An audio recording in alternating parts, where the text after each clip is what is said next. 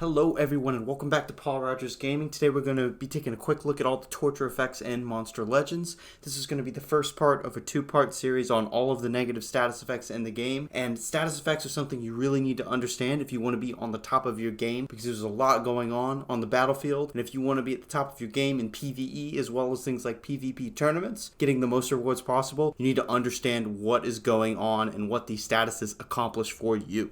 Alright, let's start with tortures here, since there's plenty of them and they each have their own unique effects connected to each one. Before we start though, two quick things. First, I'm not going to dive too much into complex strategies or game metas, since I don't have enough experience with that, but what we will be covering is the basic information so you have that baseline knowledge you need about the tortures. The other thing is that, and this applies to all effects, most of them last 3 turns. So if an effect lasts 3 turns, I'm not going to mention the duration. I will mention the duration though if it's longer or shorter than 3 turns. Alright, let's hop right in. Starting things off though, we're going to talk about Bleed. Bleed applies a 10% dot and a 20% damage reduction debuff along with it. Bleed is the first one here, and it is definitely one of the more useful dots since it applies a 20% damage reduction, which comes in handy. This makes Bleed good for neutralizing attack monsters or simply any monster that has attacks that are strong against your team's types. And since it is of the physical type, no monster will be able to resist the 10% damage. It's always going to be a flat 10%. After that, we have the fire dots. There are 2 of them. The first one, which is Burn, it's 15% damage over 4 turns, so it lasts an extra turn. And apply 15% damage over 4 turns. That's totally going to chip away 60% of the target's health if it lasts the full 10 turns, making Burn very good against monsters that are tankier, that have a lot of HP. The other fire dot is Ignite, and while Burn is a slower dot with that 15% over 4 turns, Ignite is a faster dot with 20% life taken off, and it only lasts for 2 turns. That is a quick way to delete 40% of life away from a monster, making Ignite really good for killing something quite quickly, not giving the enemy team a lot of time to deal with the dot. As for Water, Water has the Drown dot, which takes away 10% life and 15% of stamina for each tick each turn. The Water Torture effect, as you notice, is not as high damage as the Fire ones, but it's brutal in its own way because it drains stamina. Stamina Drain is particularly effective when used against monsters with high stamina moves, as well as monsters that have extra turn skills. Since each extra turn, the monster will activate the dots. As you probably know, an enemy that doesn't have any stamina must use their turn to recharge, so they more or less are stunned for that turn, making Stamina Drain very useful. Next up, we have Nightmares, which is the Dark type dot. It takes away 10% life and 10% stamina for 4 turns, making it a longer dot, kind of like a longer form of Drowned, except it takes away less stamina. From there, Poison is the Nature type dot. It's a 10% dot, and just like Bleed, it reduces damage by 20% over the course of 4 turns. Since it lasts 4 turns instead of 3, that means it beats Bleed actually for 1 turn, making Poison one of the stronger looking dots. For Earth, Quicksands is its dot. It is the same statistically as Burn. The type is just different. It's 15% damage over 4 turns. It's strong for similar reasons as Burn. It's long lasting. It takes out a good chunk of health. Great to apply to tankier monsters when you need to wither them down over time. Shock is Thunder's dot, which in my opinion is the weakest dot in the game for several reasons. It only lasts for 3 turns, so that's average. It only does 5% damage a turn, which is the lowest of all the dots. And the debuff is blocking the ability to give extra turns. Here's the thing though, denying extra turns is great, but the whole purpose of dots is that they already in and of themselves nerf extra turns.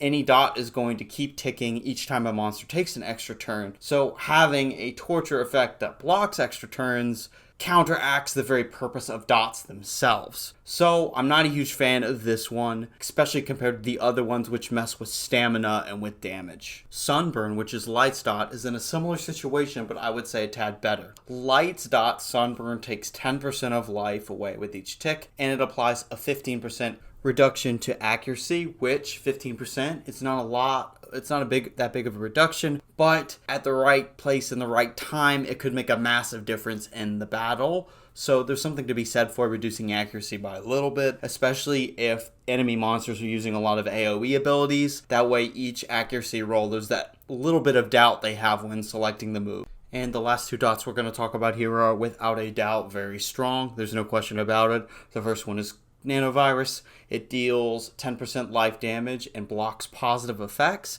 It's Metals dot, and this is one of the better dots in the game by far. Blocking positive effects is huge. There's tons of nasty positive effects like evasion, damage boost, and regeneration, which if denied make a huge difference on the battlefield.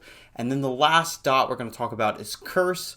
This applies a 10% life and 10% stamina reduction, which doubles each turn, which is amazing, so that on the last turn, you're essentially doing 40% life and 40% stamina damage if Curse is not dealt with. Curse is also magic damage, so one of the first things you're going to want to do in a battle, if you have a magic monster that can inflict Curse, is check to see if there are any metal types on the other team. If there are, you're going to be sure to put a Curse on them the first turn, unless something is absolutely necessary to do. Because that Curse is going to do 95% damage and stamina reduction over time if it lasts the full length because of the type weakness. Right now, as a way to review, I want to make a quick tier list so we can rank these bad boys and get an even better sense of how valuable each one is. I'd say the obvious top contenders here are Curse and Nanovirus. I'm going to put them at the top. Curse is great for its ability to drain large amounts of both stamina and health over time, and it gets worse as it takes effect, which is awesome. Nanovirus is great in its own way, though,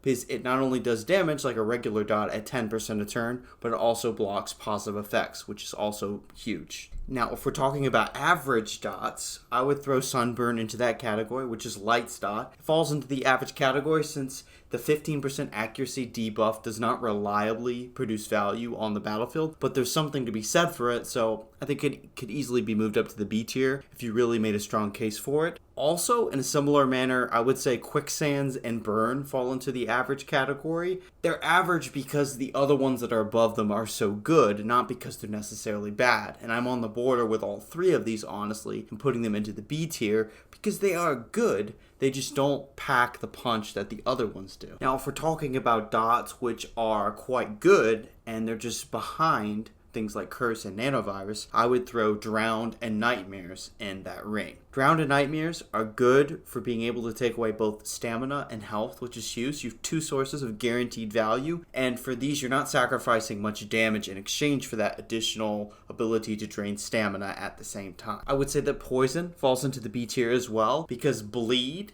and Poison are the same thing, but Bleed lasts one fewer turn, so that makes Poison superior, and that damage reduction comes in handy, and almost all monsters are going to be attacking at some point, so you're guaranteed to get that damage reduction. Some value is probably going to come out of it, no matter which monster you apply it to. And as I just kind of hinted there, since Poison and Bleed apply the same status effect, but Poison lasts for longer, Bleed is going to be put into the C tier for this list. To close things out here, it should come as no surprise that I'm putting Shock into the D tier, Thunder's dot. I've been consistently unimpressed by this one after further testing too. If you want to counter extra turns, then a regular dot, especially one with high damage or stamina drain, is going to counter the extra turns just fine on its own. Preventing extra turns with 5% damage per turn is too situational compared to other dots that reliably provide value. There are a good amount of mystic monsters that don't need to take extra turns in order to be effective, so I don't think it serves the player well